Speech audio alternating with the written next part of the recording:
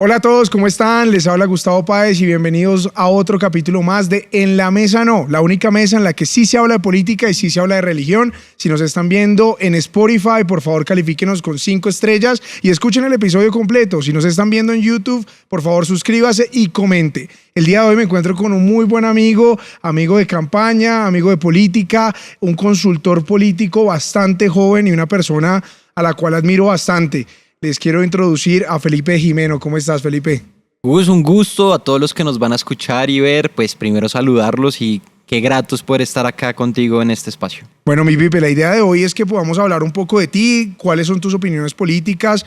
La idea ahorita es que podamos hablar sin filtro acerca de política y de religión, un poco de las dos opiniones. Pero primero vamos a dar introducción a nuestra entrada, que es ese abrebocas, que nos va a permitir hablar un poquito más. Entonces, primero, la primera pregunta, la más viquidabilística, ¿quién es Felipe Jimeno?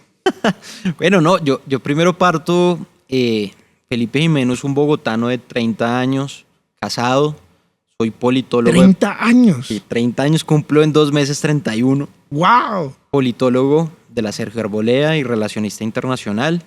Tengo un posgrado en comunicación estratégica. Llevo estando en esto del espacio de la esfera pública hace más de 10 años, no solo como candidato, sino también como consultor político.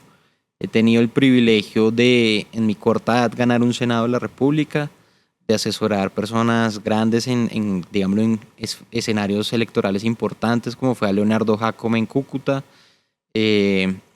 candidatos acá en Bogotá, como fue apoyar a Samuel Hoyos y acompañarlo en su proyecto político, a una ex candidata que se llama Laura Vaca. Y bueno, y ahí he tenido participación con diferentes actores políticos, cristiano, sin tatubeos y sin miedo. Creo que el valor de la familia es lo más importante en el ejercicio de la sociedad. Y además de esto, que soy un defensor incondicional de la democracia y las instituciones públicas de nuestro país. Qué chévere, Pipe. Y pues cuéntanos, digamos, cómo es ese tema de, bueno, empezar en política. Tengo entendido que te lanzaste en 2019, 2015 creo, si mis cuentas no me fallan. Cuéntame cómo fue esa evolución política. ¿Vienes del colegio? ¿Tus papás son políticos? ¿Qué pasa? Mira, hay algo muy peculiar ahí, Gus, porque, a ver, yo creo que la política finalmente no va a sonar como académico, sino como ciudadano que cree que la política es esas decisiones que finalmente nos afectan como ciudadanos en el día a día y en la vida cotidiana. Yo soy egresado del Gimnasio Campestre. Mi colegio tenía un valor muy importante que era que siempre nos enseñó del servir, el servicio a la comunidad. En ese entonces, desde muy chiquito, el colegio tenía su fundación, que era la Fundación Humana, que trabajaba en Codito y en Servitá, y era ayudar a adultos mayores que eran abandonados por sus familias. Entonces yo creo que a mí eso es como que siempre me tocó un poco el corazón de ayudar, de apoyar, de donar, bueno, en fin. Pero llegué al escenario de la academia y hay que ser honestos. Yo creo que yo fui de las personas más vagas en la vida. Okay. En la parte de la universidad hasta que encarrilé en qué quería hacer de mí. ¿Perdió muchas materias o qué pasaba? No solo eso, mire. Mi primera carrera fue jurisprudencia en el Rosario. Y a mí la gente me dice, oiga, ¿para qué cuenta eso? Pues porque es que esa es la verdad. Yo no puedo mentir sobre quién es uno y lo que ha hecho. Yo me gradué del colegio en el año 2000, promoción 2011-2012, más o menos. Rato. Entro a la Universidad del Rosario. La verdad, entré a estudiar jurisprudencia no porque yo dijera esto me nace a mí, sino porque mi mamá es diseñadora de modas, nada que ver con política. Mi papá es neurocirujano, es médico, nada que ver con política. Menos. Pero mi mamá es muy cercana a los grandes abogados de este país porque mi mamá deshace la ropa. Entonces, mamá siempre era con el cuento, no, es que yo te voy a meter acá en Filipetri Carrizosa, no sé de dónde, bueno, en fin. Sí. Primer semestre me fue muy mal, la verdad a mí no me gustaba. Hoy en día compartimos como politólogos muchos temas con los jurídicos y los abogados, pero es desde un enfoque totalmente diferente. Pero no me gustaba la carrera, yo no me sentía como en mi salsa, pues, yo no me veía en esto.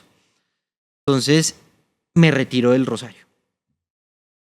Me quedo literal 6 meses pensando, bueno, ¿y Sabática. ahora qué voy a hacer de mi vida?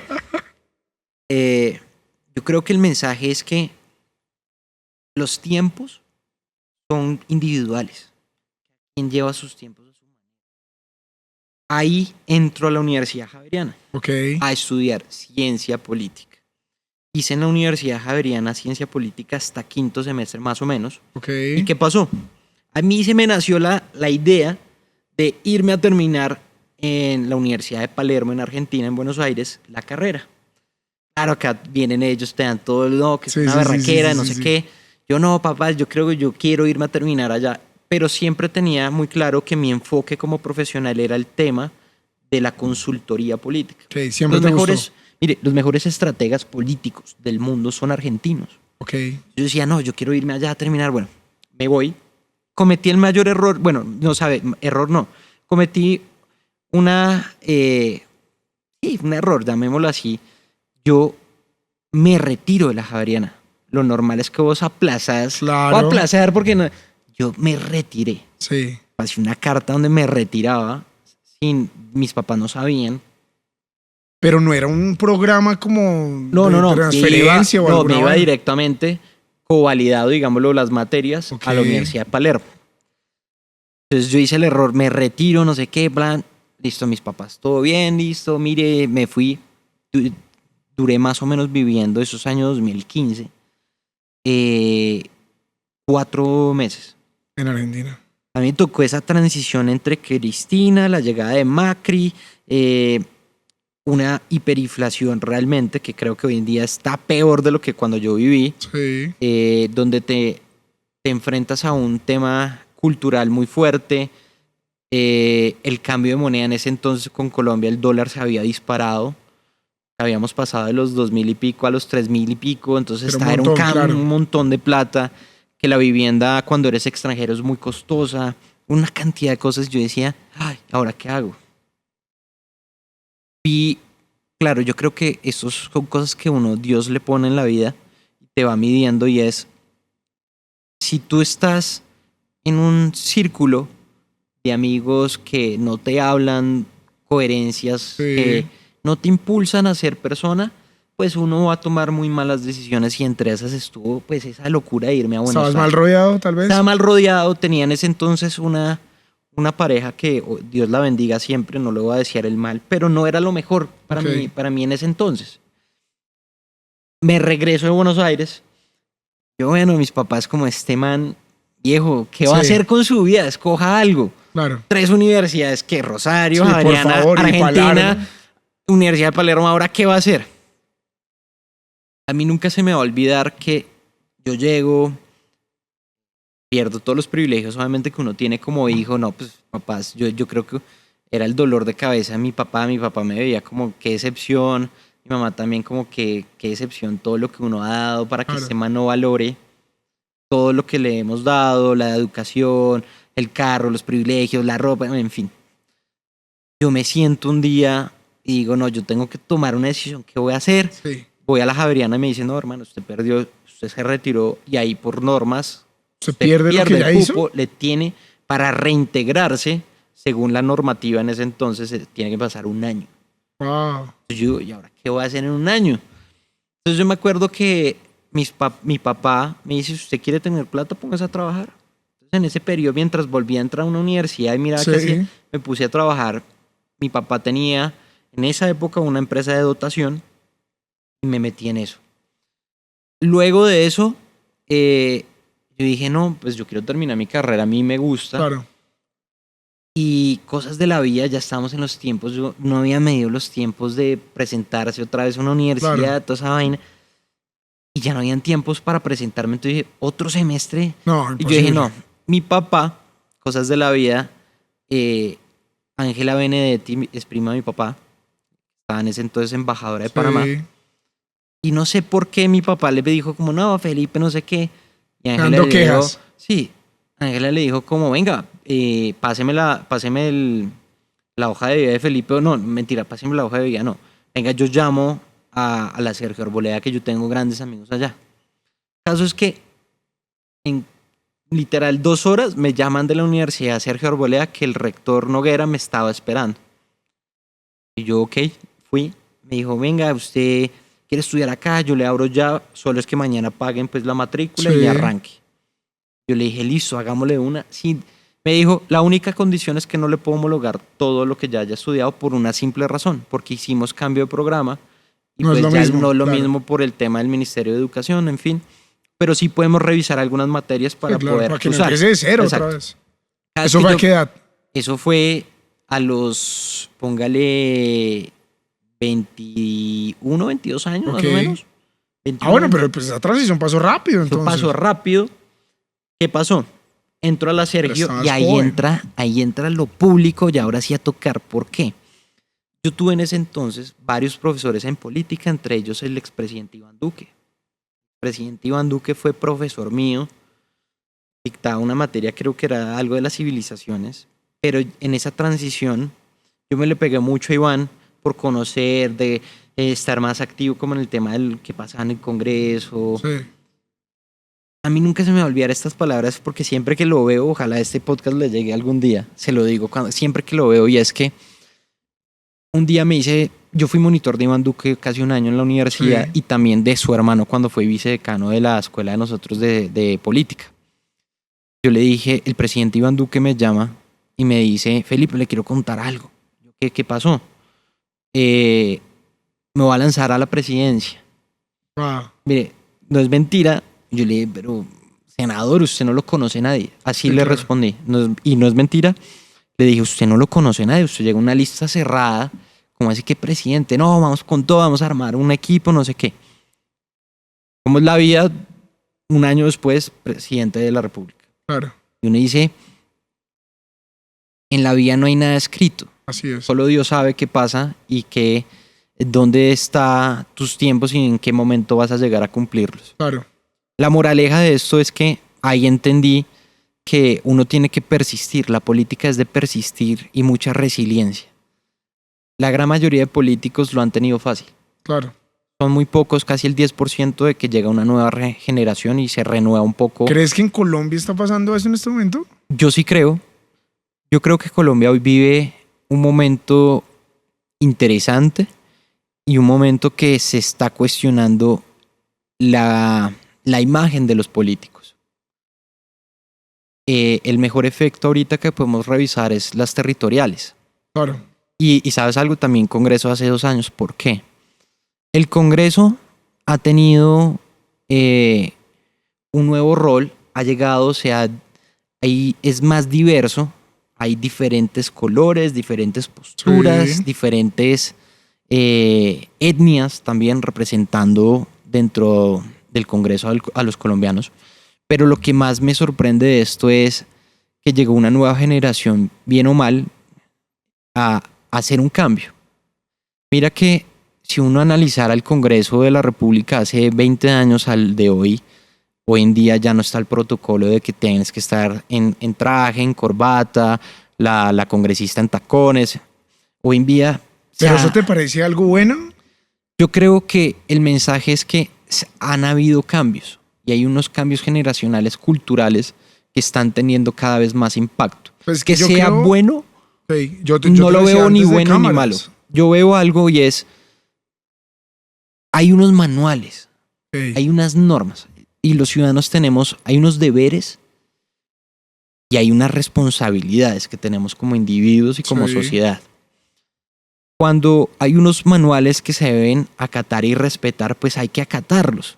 Y Sí. eso es algo que venimos viendo en las nuevas generaciones que son rebeldes, que quieren romper esos paradigmas ya construidos Sí. por medio de rebeldía. Y esto se puede ver reflejado en el Congreso, en los recintos de las corporaciones del Consejo, los edilatos, las asambleas.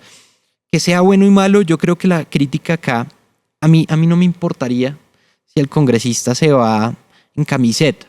Yo creo que es algo que también hay que medir al político, hay que medirlos por resultados No y como por se dice. acciones, no como se vista. Pero sí hay espacios que tienen que ser protocolarios. Pero sí, yo creo que sí, hay la importancia de las formas, también pienso yo, porque digamos, creo que eso es algo que también se ha perdido y lo hablábamos afuera de cámaras, Y es que, digamos, nada más lo que pasó ahorita con los concejales Fuchi y Ángelo, que yo pienso que, digamos, la nueva llegada de personas a espacios de representación política sin buscarlo de alguna manera, entre comillas, porque ese discursito de que, ay, yo gané porque por obra y gracia, pues obviamente todo es obra y gracia de Dios, pero hay una intención por parte tuya de ganar. Eso no fue que, ay, me puse candidato para perder. Nadie se lanza para perder. Pero a lo que voy, y para cerrar eso es, yo pienso que esta nueva generación que está llegando, de alguna forma, y respeta lo que significa su cargo. Y si tú no respetas lo que significa tu cargo, pues no vas a representar a la ciudadanía. Entonces, no sé tú qué piensas de eso. O sea, como esta nueva generación de políticos que está llegando por su rebeldía, pero eso significa que va a llegar a hacer bien las cosas, o esa rebeldía significa es que esto no me importa nada y yo lo hago a mi forma. Sin duda, yo creo que hay diferentes categóricos de políticos que uno podría analizar. Pero lo más importante detrás de esos electores o lo que haya es la coherencia en el discurso. Si vos siempre fuiste un defensor de la vida, porque ahora votas en contra de la vida. Si vos siempre fuiste un partidario de defender el matrimonio entre hombres y mujeres, porque ahora callas con lo otro. Y hay algo que dice Dios en la Biblia y es: la tibieza para él no es válida. Así es. O eres blanco o eres negro.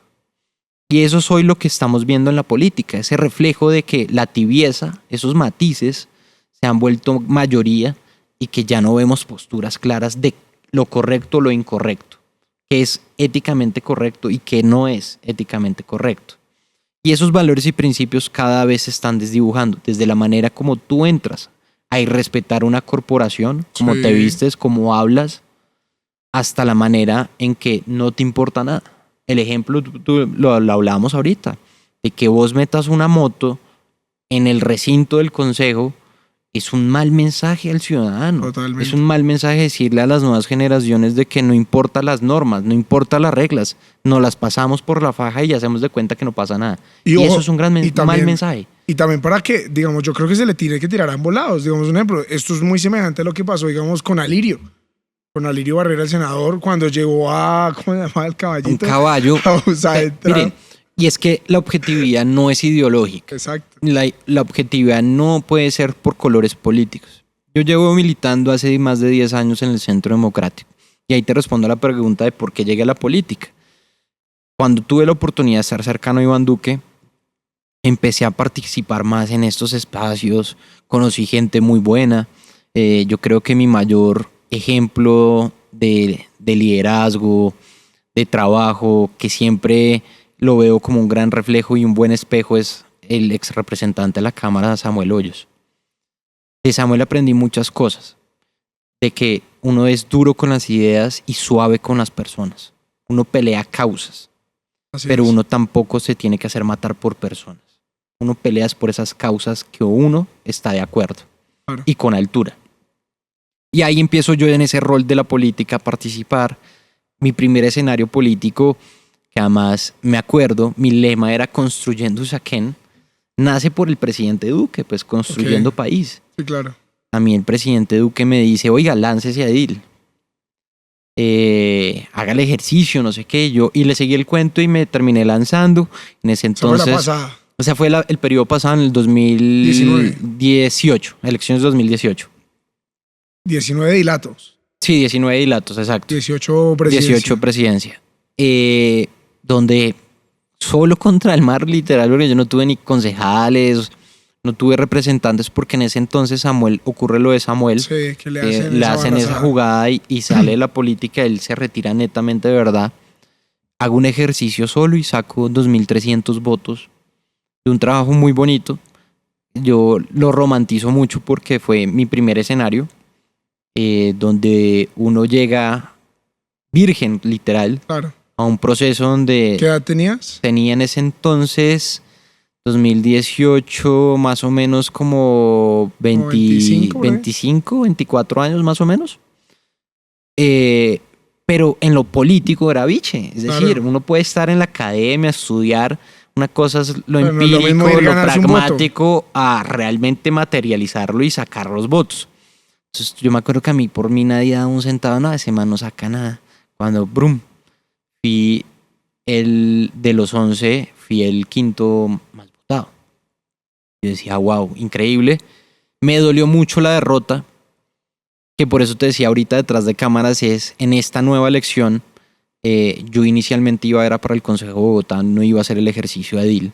Fue un tema ahí más político, me endulzaron el oído, pero yo en el proceso ya dije, esto está corto, pues por la experiencia, la academia, ya en el escenario de haber trabajado en el Congreso, entonces uno ya veía corto el tema del edilato. Pero fue un ejercicio que aplaudo y siempre voy a estar agradecido con todas las personas de Usaquén que me apoyaron porque sacamos en estas 3.422 votos a mucho orgullo, sin plata, austeridad. Yo creo mucho en las campañas austeras, donde ustedes pueden meterse y ver cuántos recursos fue lo que nos gastamos y ustedes se caen porque de verdad la gente no cree lo que gastamos en cuentas claras. Pero sí hay políticas y sí se puede hacer política de manera diferente. Yo creo que... ¿Qué faltó? ¿Qué faltó? Yo creo que faltó... Esa es la pregunta más horrible cuando uno está... No, pero ¿sabes algo? Yo creo que acá faltó algo y es tener equipo. La política es piramidal, funciona jerárquicamente. Y ser un lobo solitario muchas veces es enfrentarte a estructuras jerárquicas que ya están en juego, que ya vienen siendo utilizadas a lo largo de los años en elecciones territoriales o de Congreso. Yo creo que el mayor error mío es ser tan directo y no tragarme sapos. Sí. Yo lo que pienso, que mi esposa me dice, tiene que pensar más lo que dice. Yo lo que pienso lo digo. Y lo digo con honestidad. No le tengo miedo a nadie y así como le he enfrentado a gente corrupta, también me he enfrentado con amigos, familia, a decir las cosas como son. Claro. Y es que en política sí se necesita tener equipo. Yo creo que ese ha sido el ¿Pero por qué talón de Aquiles. ¿No has encontrado de pronto ese equipo? Yo creo que en la política no hay amigos. ¿Qué? Yo no creo que en la política hayan amigos. En la política ahí es, llamémoslo así, es oportunismo. ¿Te has sentido usado de pronto? Claro, mira, uno en todas estas campañas que ha pasado, uno ha sentido que lo usan. Te usan por tus votos, te usan porque eres una buena persona, te usan por X o Y, que es algo que los jóvenes hoy en día, por eso en la política ya casi no participan como antes en escenarios de senadores, representantes, claro, porque se sienten utilizados. Son un comité de aplausos. Y son comités además, pero yo creo que la política no hay amigos. Ahí es oportunismos y además de oportunismos hay también jugadas a favor o en contra para hacer cosas. Las estructuras hoy en Bogotá, date cuenta que están caídas. Perdieron. Claro. Los referentes de Bogotá, como era David Luna, ¿cómo es? David Luna, un Miguel Uribe, tanto de la izquierda como puede ser pues Robledo. Claro. Gente grande que tiene poder, llamémoslo así. Estamos viendo que ya no está funcionando como siempre.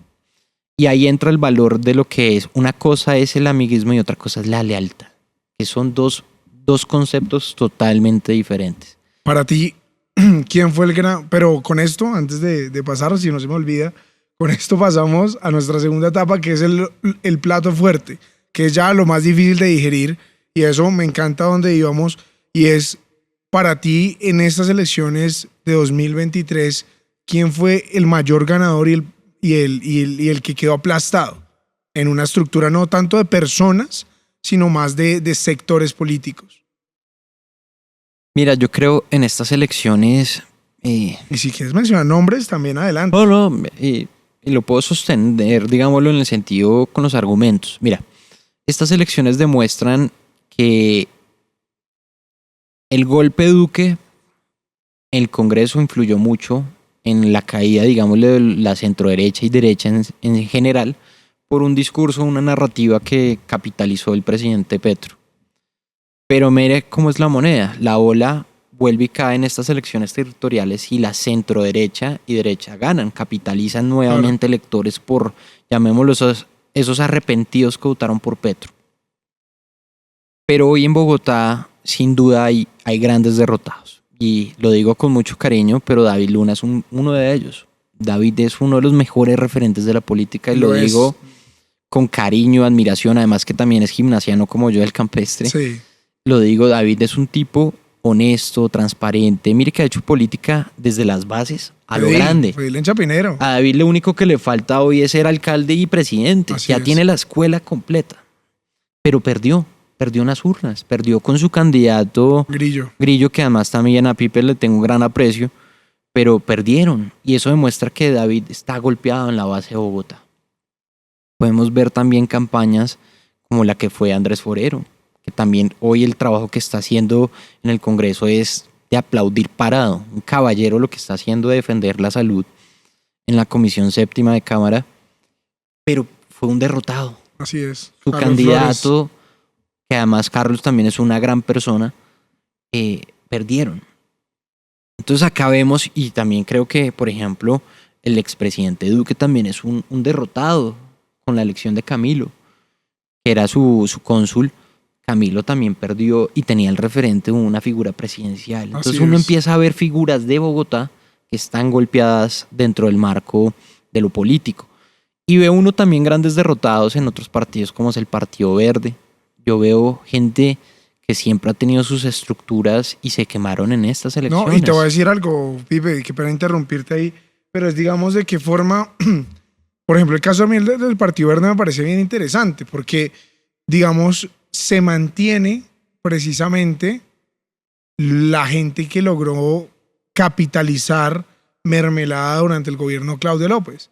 Entonces uno ve a los hijos consentidos de Claudia, uno ve a una Unzaga, uno ve a los Julianes, uno ve a diferentes personas que llegan ahora a representar y personas que de pronto uno dice van a sumar, van a llegar a hacer algo como lo fue Jorge Torres, que de pronto era el candidato mocusiano de la lista, que era cabeza de lista, y se quemó. Lo que pasa es que, ¿sabes Y algo? entra un Triana que, digamos, uno llega y dice, y esto pasa, y yo lo digo públicamente porque para mí el ejercicio y tu medición no simplemente tiene que ver con lo que tú puedes pensar ideológicamente. O sea, yo puedo coincidir mucho contigo y la gente que nos ve puede coincidir con cosas que decimos, pero ese no debe ser el garante por el cual tenga que medir mi trabajo.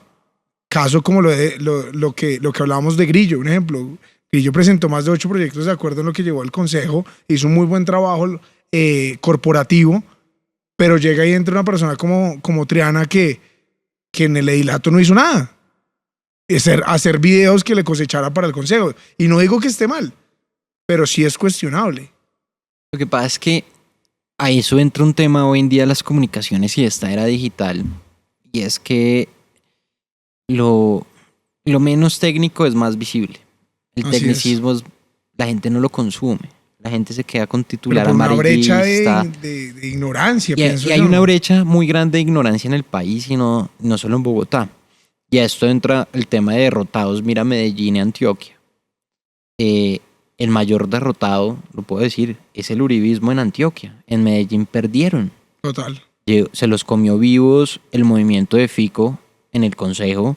Y ojo, porque Fico no es igual a uribismo, al revés, el man claro la supo que hacer. él tiene su cosa, claro que en las presidenciales lo apoyó el uribismo, pero ojo a esto, la circunscripción de Antioquia, esta Cámara de Antioquia, el Centro Democrático está corriendo un gran riesgo, porque Fico, si va a aspirar a las presidenciales en pocos años, tiene que construir un equipo Así es. nacional, y van a ver que en estas elecciones de Congreso, Fico va a tener gran número de curules en Antioquia. ¿Crees que logren llegar al Senado? Sí, al Senado. ¿Creemos llega al Yo Senado? creo que puede meter 2 senadores. Creo que son yo 3, creo. ¿no? Creo que son 3 en el Senado.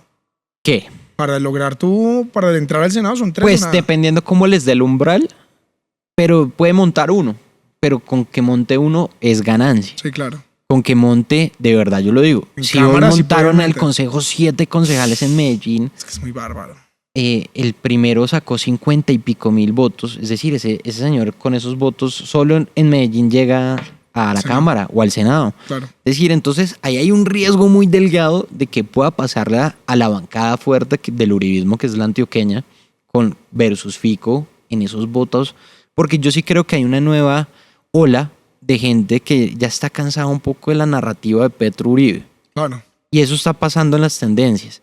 Cada vez estamos viendo personas nuevas, como es el rol de un ejemplo, Daniel Briceño, Sí. que empiezan a romper esos paradigmas y hoy en día tiene un nicho, una audiencia que lo consume. Y eso que es cada de vez, él. y es de él.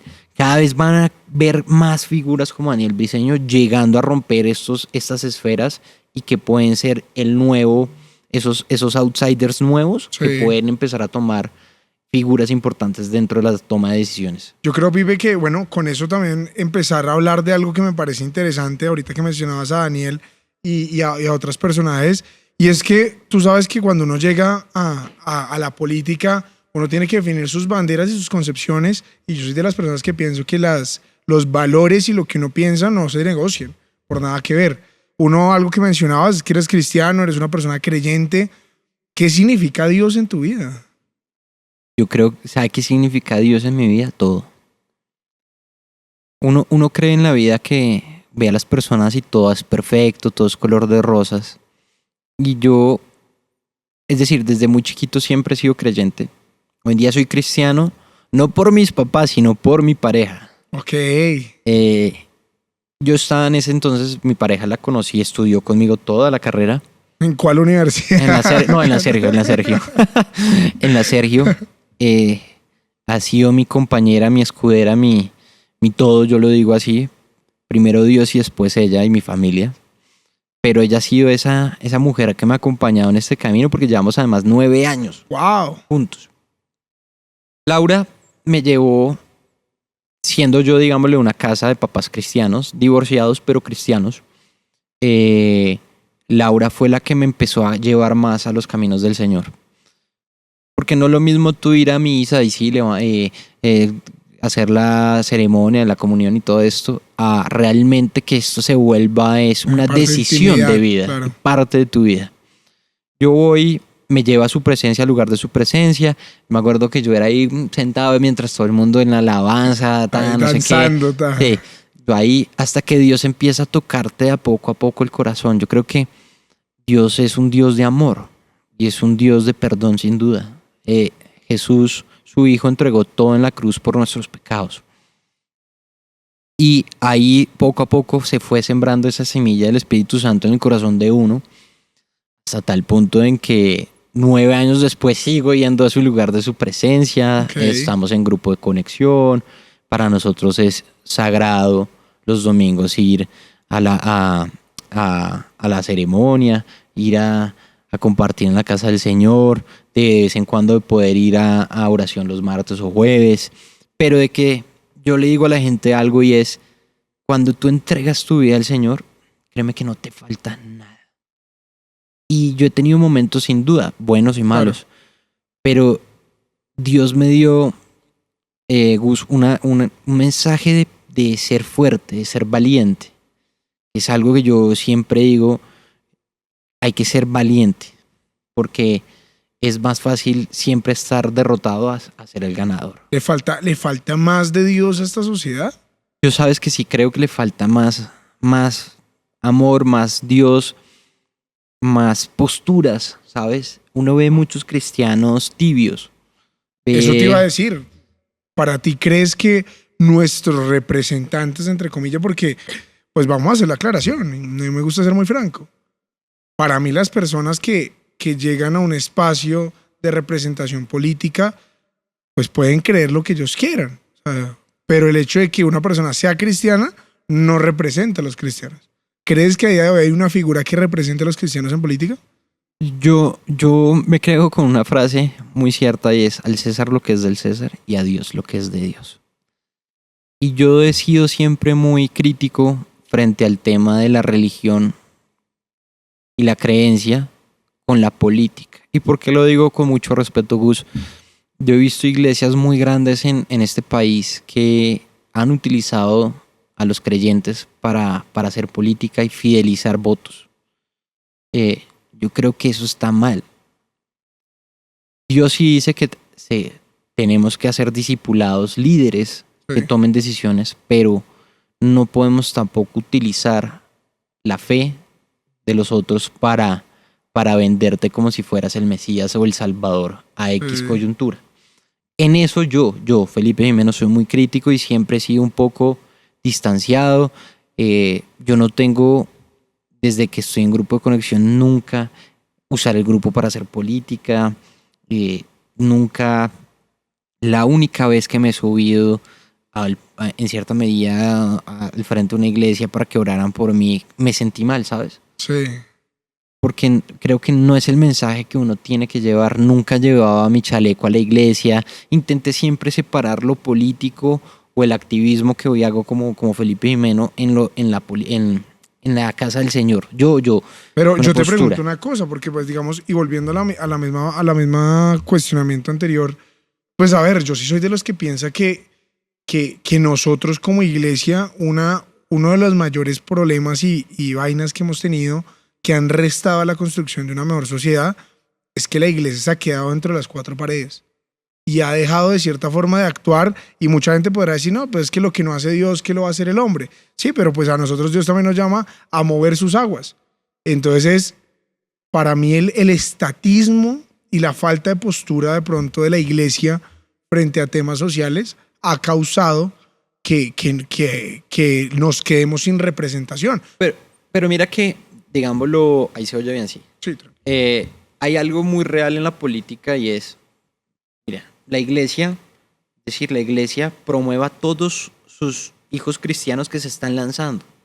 Promuévalos por igual. No tengan sesgos de que este sí, a este no, por su color o lo que sea. En eso no importa, preséntelos. Es decir, abran el espacio a todos. Pero no puede ser que sea solo uno o el hijo del pastor o al pastor, sectorizarlo. Porque si es como dice el dicho, o todos en la cama o todos en el suelo.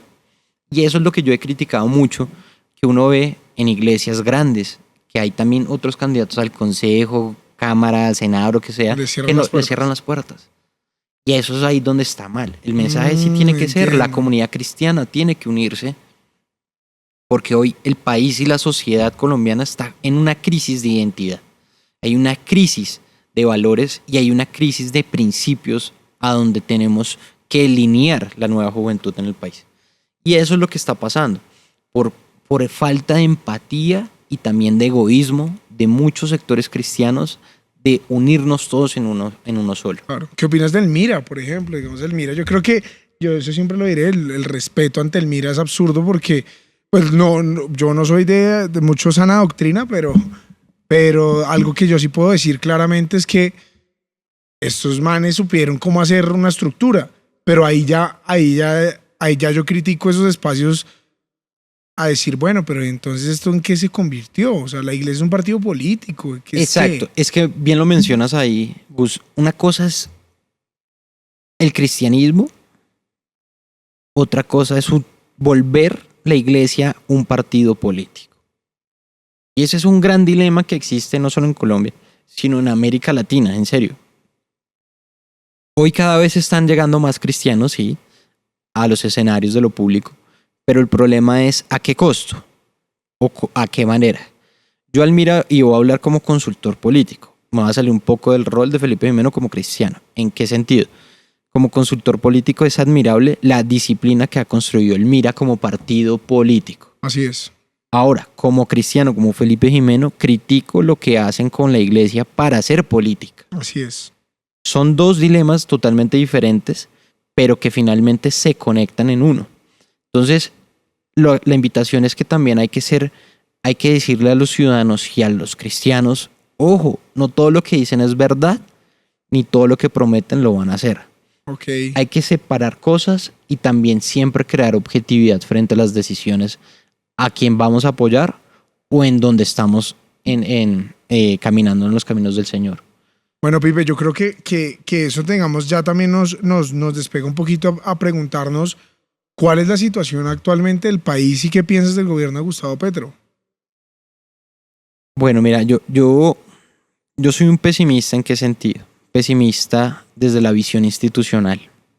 Desde un enfoque institucional, hoy la crisis que cruza el país es una crisis creada por por las mismas decisiones del gobierno de Gustavo Petro. Petro llega con unas banderas de cambio que además es una palabra muy importante dentro de su narrativa, de cómo Así es. atraer sectores políticos y tocar las fibras emocionales de las personas, el cambio. Una palabra, un concepto muy grande que supieron hacerle juego a su campaña. El problema hoy de Gustavo Petro es el mismo. Es un hombre egocéntrico, arrogante, tosco, llevado del parecer, que solo lo que él quiere se tiene que hacer, y pues la política hay que entenderla, que hay unos contrapesos, Claro, hay un equilibrio de poderes y que el presidente no puede hacer lo que se le da la gana porque sí. claro. No puede romper la institucionalidad por caprichos personales. Entonces, en esa línea, el presidente Petro hoy está en una crisis de gobernabilidad y de gobernanza. De gobernanza en todos los canales, tanto en sus carteras ministeriales como puede ser de arriba a abajo con los departamentos y municipios. Y de gobernabilidad, ¿en qué sentido? En el sentido de que ya hoy está pasando una carta de crisis interna por las propuestas que él ha estado impulsando por medio del Congreso de la República. Yo veo al presidente Petro, Colombia está en un barco sin rumbo, no Sí. se sabe a dónde quiere ir. Él prometió cambiar la inversión, digámoslo, de los hidrocarburos por la inversión de atraer turismo.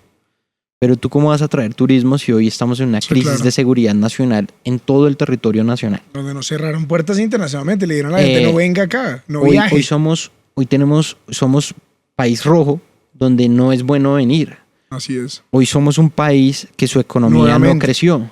No está creciendo, creció solo 3%, el 0.3% del semestre. La economía está caída.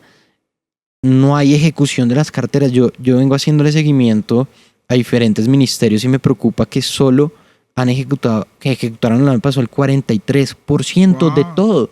Pero ya están pensando en una nueva reforma tributaria para sacar más plata. ¿Para qué? Claro. Si no están ejecutando, ¿para qué ¿Dónde quieres está más la plata? plata?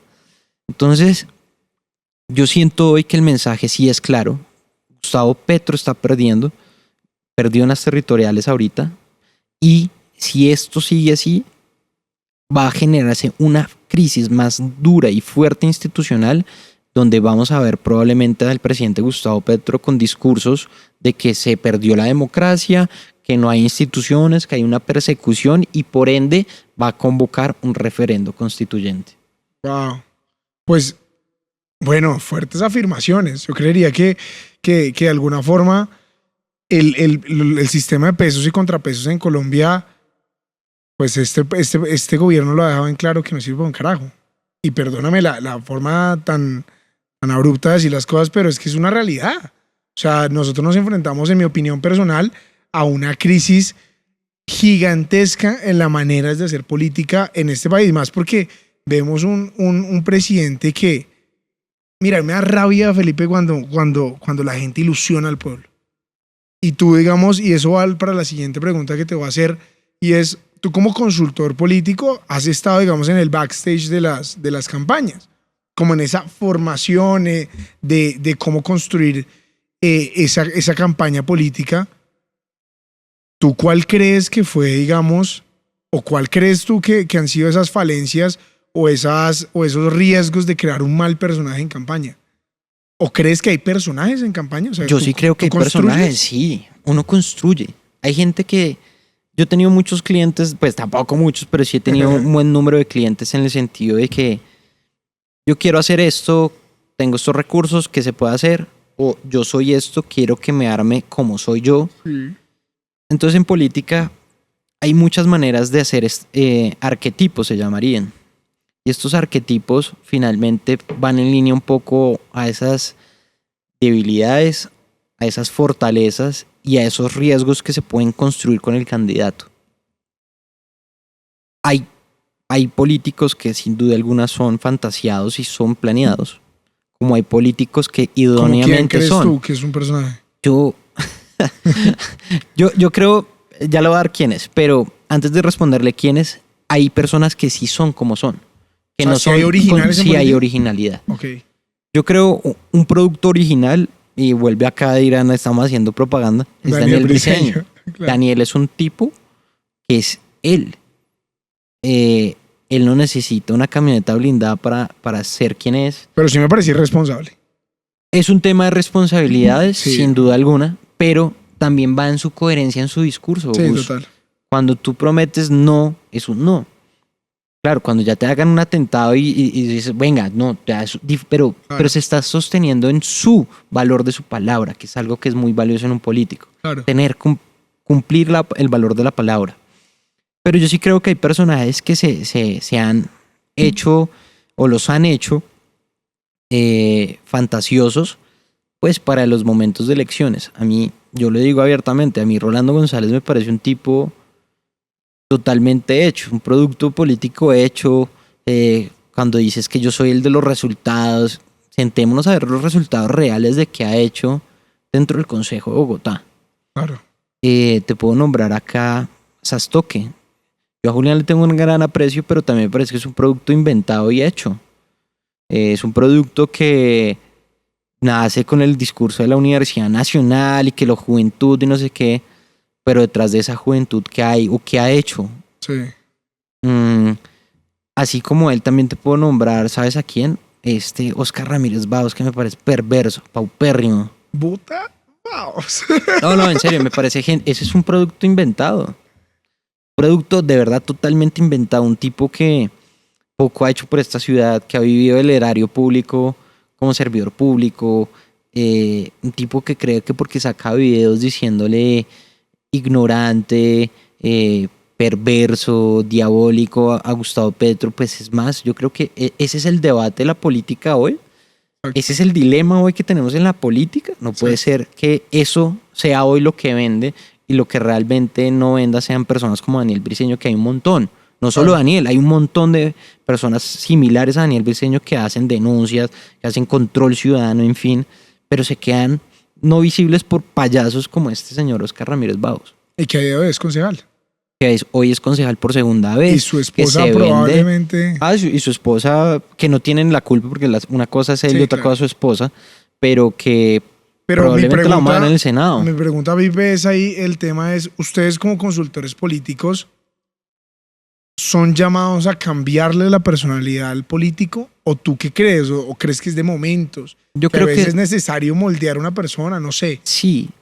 Lo que pasa es que no todo el mundo es igual, si no seríamos todos similares y pues ese valor subjetivo personal se perdería. Pero uno sí moldea personas o le corrige cosas, falencias. Oigan, no, compórtese así, su lenguaje corporal no es el correcto. Es decir, hay figuras políticas que son feos físicamente, pero son supremamente inteligentes. Entonces hay que, ¿cómo balanceas tú el tecnicismo con la apariencia? Claro. Porque hay gente que vota porque es bonito. Totalmente. O porque la mujer es bonita. Pero a mí siempre me han votado por eso. Entonces, eso hace que tú tengas que moldear una figura política y construirla. Uno sí construye candidatos. Sí. Porque la idea es que el candidato sea menos débil. Pero ¿cómo contrastas esa imagen de la campaña cuando ya llegas? Ese es el mayor dilema, ¿sabe? La gran mayoría... Para mí, Petro, a ver... O sea, yo soy una persona que, lo mismo que te digo, yo reconozco las cosas y si ahí lo único que le puedo rescatar a Gustavo Petro es que él supo aprovechar el momento político y la persistencia que tuvo durante los años con el bendito dilema de los mismos con las mismas, atacar el sentimiento del pueblo, indignación, injusticia, pero es un personaje, Gustavo Petro es un personaje. Mira, hay algo que yo también le digo siempre a la gente que hay que tener en cuenta. Gustavo Petro no viene de la nada. Es un producto político de hace muchos años.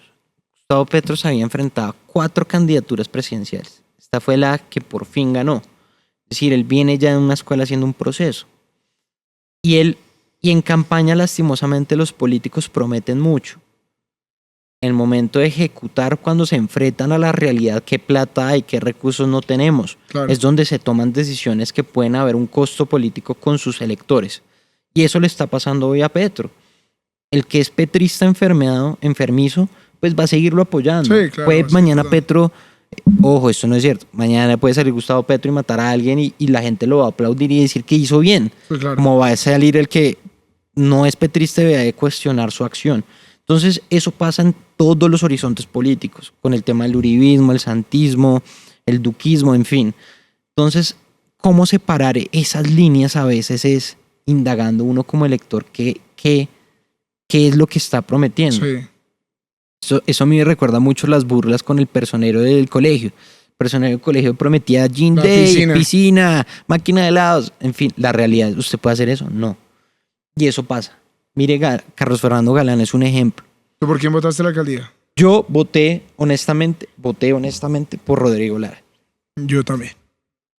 Y voté por Rodrigo Lara por dos simples razones. Porque a mí me gusta la gente coherente, que diga las cosas y que sea un hombre, que sean personas con carácter. La política necesitamos líderes con carácter, no tibios. Vuelve ahí sí el tema, la palabra del Señor. Dios dice que los tibios no son buenos. La tibieza no es buena. Uno tiene que tener posturas. Y el ejemplo de Carlos Fernando Galán es que Galán este era su tercer intento hasta que lo logró. ¿A qué costo? No lo sabemos porque apenas lleva 2 meses de alcalde. Claro. Pero el tema es que se está quedando ya muy corto en sus promesas. Él prometió un plan de choque 90 días, un primer día de posesión. Hombre, el plan de choque duró un fin de semana de policías por todo lado y se acabó. Claro. La compra de las cámaras que prometió hoy no están en ejecución. Entonces ya ese es el problema de la lengua. Cuando vos prometes tanto y no tenés claro qué hay y cómo lo vas a hacer, es mejor no decir nada. Claro. No se meta en temas que no sabe. No se meta a opinar en lo que nadie lo ha llamado. Y eso le pasa mucho a nuestros gobernantes. En la conclusión es que uno como consultor sí puede moldear a las personas. Uno prepara productos o los fortalece. Crea personajes, como hay personas que son idóneas y son como se venden en la política, en la vida privada. Entonces, pero sí se puede hacer. Y hemos visto un montón. Acá vemos efectos que ya han salido de la política, que hoy están vigentes. Jennifer Pedraza, que me parece una gran representante, pero ella es un producto en cierta medida cuestionado por el tema de la Universidad Nacional. Y digamos, y ese producto, yo quiero que nos explicaras rápidamente tú cómo construyes ese producto político. O sea, digamos, desde cómo se viste, desde la apariencia o cómo saca, qué definen. Mira, uno como consultor político analiza muchos temas, entre ellos la coyuntura nacional, qué está pasando, qué habla la gente. El mismo personaje no nos sirve siempre. No siempre. Yo creo que el mismo personaje, a excepción que ya tú tengas una audiencia que te consume, una marca, es que finalmente todo candidato político es una marca. Tú ya sepas quién es tu oyente, tú ya sabes a quién le vas a hablar. Claro. Y eso uno hace en una consultoría, es identificar a quién le vamos a hablar, a quién no, por qué te vas a vestir de esta manera, por qué no de esta manera, qué colores políticos te representan, también es un valor importante, porque pues si vos te vas a lanzar por el polo democrático y te pones de rojo, pues es raro. A ver, entonces o sos liberal entonces claro. Los colores también, los simbolismos, qué símbolo te representa a ti, que es algo que acá en la política se ha perdido hace muchos años. No hay simbolismos en la política, se perdieron y es un valor que debería rescatarse hoy más que en el pasado, porque hoy en día es más fácil ser visible en las redes. Entonces los simbolismos... Más fácil mostrarlos.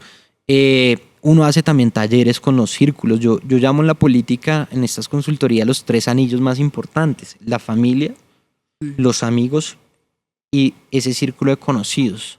Con esos uno hace talleres para empezar a entender un poco quién es la persona, quién es Pepito. Claro. Porque es que una cosa es yo sentarme contigo y tú me cuentas, a otra cosa es escuchar lo que Pedro, Juan, Carlos hablan de ti, piensan de ti, y entonces uno empieza a moldear ese famoso DOFA, que lo llaman acá muy coloquialmente, a entender un poco quién es esa persona que vamos a construir o que vamos a fortalecer. Y así se construye un producto. Bueno, y yo creo que con esto pasamos a la última parte del programa y es el postre. Estos son básicamente cositas cortas, preguntas, lo que llaman preguntas rápidas. Entonces, muy sincero, ¿no? Yo veré.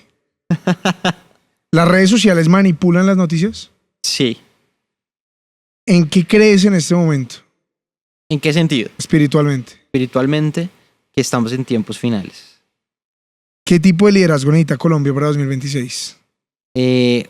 Un liderazgo honesto, un liderazgo que construya en toda la sociedad, no solo en un sector, sino en todos. y un liderazgo que llegue a consensos, porque la política se gobierna por consensos. Colombia viene en efecto balanza, es decir, vamos a tener presidencia de derecha. Sí, si no hay lo que les dije de que probablemente llegase a incurrir en esa jugada política de Un quedarse en el outsider. poder, veo varios outsiders muy peligrosos, veo varios outsiders que la gente no cree, pero son efectos que pueden ser. Hoy por hoy, si mañana fueran elecciones, hoy Claudia López es presidente. Me preocupa. Pero también veo personas que están intentando construir y hacer una imagen para venderla, como puede ser una Vicky Dávila, Y ahí va mi pregunta, ¿Vicky Dávila o Abelardo de la Espriella? Abelardo Laspriella. El tema, más allá de que sea una periodista o sea un empresario abogado, es esta gente puede lidiar con todos los problemas que deja este gobierno. ¿Tú qué crees? Yo no creo, ¿sabe? Porque acá sí pesa mucho la experiencia. Y les voy a decir algo a los oyentes. La política se mide es por las trayectorias. Yo creo que el presidente Duque su mayor mal era la inexperiencia. Claro. Le faltaba experiencia en lo político. Y ese fue su costo. Fue un gobierno muy técnico. Y bueno, las métricas no mienten, las estadísticas tampoco. Sí. El tema fue la parte política. Y eso es lo que me preocupa. ¿Quién cree en una segunda vuelta entre Claudia López y María Fernanda Cabal? ¿Por quién votarías? Votaría sin duda alguna por María Fernanda, ¿Eres militante de algún partido actualmente? y del Centro Democrático. ¿Vas a seguir siendo...? Yo creo que más que seguir, yo he sido una de las voces más críticas que ha tenido el partido. Les he dado palo porque los partidos no pueden ser comités de aplausos. Hay cosas buenas dentro del partido. Creo que el partido tiene que reformular qué está pasando internamente, reevaluar cuáles son los mensajes que genera el partido, porque me preocupa que sus canales de comunicación sean, una cosa sea Uribe, otra cosa sea lo que dice el director, otra cosa que hacen jóvenes. Hay que unificar los mensajes, porque si no estamos disparando a todo lado y al tiempo nadie está entendiendo qué es lo que quiere hacer el partido. ¿Qué opinas de Milei? Viví en Buenos Aires, sé que Milei tiene una responsabilidad muy grande. Quienes hemos tenido la oportunidad de estar allá sabemos la crisis que está cruzando Argentina. Le deseo lo mejor. Yo creo que los radicalismos son peligrosos, pero sí creo en las libertades individuales que están por encima de las del... Y Bukele. Bukele es un ejemplo de que la fuerza puede repeler la inseguridad y cambiar la imagen de un país. Yo soy de los que siempre va a defender a la víctima por encima del victimario. Cuando el delincuente mata a un familiar y mi familiar ya no tiene sus derechos ahí, ¿por qué tienen que priorizar el del victimario y no el de la víctima? Y yo creo que Bukele logró eso, romper esa moneda y decir, volver un país que era un cagadero, perdón la expresión, a ser un país hoy que trae turismo, inversión y es hoy en día un país seguro. Legalización del porte de armas en Colombia. Depende. El monopolio de las armas tiene que estar muy bien estructurado porque cualquier loco no puede tener un arma.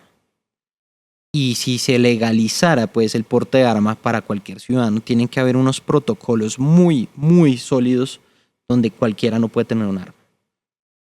Yo sí creo que hoy en la crisis que vive el país se tiene que priorizar primero la seguridad del ciudadano antes que la del delincuente. Y si hoy el país cruza una crisis de fuerza pública, pues hay que buscar alternativas. Y una de las alternativas es tener la gente armada. Un delincuente no se va a meter a una iglesia donde sabe que todos están armados. Entonces hay que empezar a ver como el otro lado de la moneda, porque algunos dicen, es que si nos volvemos más violentos. Pero las estadísticas dicen lo contrario. En países como en Estados Unidos, claro, hay cosas que son graves cuando se mete un loco a matar en un colegio, pero la estadística es nula. Cuando usted la compara con la población es nula. Entonces hay que revisarlo, pero sí creo que el monopolio de las armas se tiene que empezar a regular. Pipe, ¿te veremos en las próximas elecciones? No voy a participar en Congreso. Estoy trabajando para un candidato que espero que lo puedas tener acá. Así será. Estoy trabajando en Bogotá para un candidato, en Norte de Santander para otra persona. Y el Senado todavía no he definido qué voy a hacer dentro como consultor político, pero no voy a participar en estas elecciones. ¿Y el sueño de ser edil sigue o ya? No, yo creo que el sueño de ser edil ya quedó check. Tengo una gran probabilidad de lanzarme al Consejo de Bogotá en 4 años, pero no sé qué tenga Dios para nosotros en más adelante. Uno puede decir muchas cosas, pero Dios es el único que tiene escrito en el libro de la vida qué hay para nosotros. Es decir, que todavía hay Jimeno para rato dentro de la esfera de la política de elección popular. Sí, no sabemos, digámoslo, sí tengo claro que tengo una aspiración, pero no sé qué vaya más allá, más adelante. Yo creo que mucha gente me dice, de pronto mi sueño no está en Bogotá finalmente, pueda que esté en Cúcuta, y allá de pronto esté el escenario de lo público, entonces no sé qué pueda pasar. Okay. Lo único que sé es que hay que construir desde el respeto, con objetividad, pero mandarle un mensaje claro a los ciudadanos y es, hay que cuidar los valores y los principios de la familia por encima de cualquier cosa. Y 2, hay que blindar las instituciones y la democracia. Nadie está por encima de la Constitución del 91 y nadie puede estar atacando lo que se ha construido con mucho esfuerzo nuestros papás, nuestros abuelos y nosotros por colores políticos. Bueno, pues eso sería todo en este episodio de En la Mesa No. Recuerden que acá estamos en la única mesa en la que sí se habla de política y sí se habla de religión. Recuerden que si están y si llegaron a este punto, pueden puntuarnos con 5 estrellas en Spotify y seguirnos. O si nos están viendo en YouTube, recuerden suscribirse y comentarnos. Muchísimas gracias, Jimeno, por estar acá. Y nada, un placer, Pipe, por atreverte a venir a la mesa. No, Gus, gracias a ti, a todos los que nos van a ver y nos van a escuchar. Viva carajo la libertad.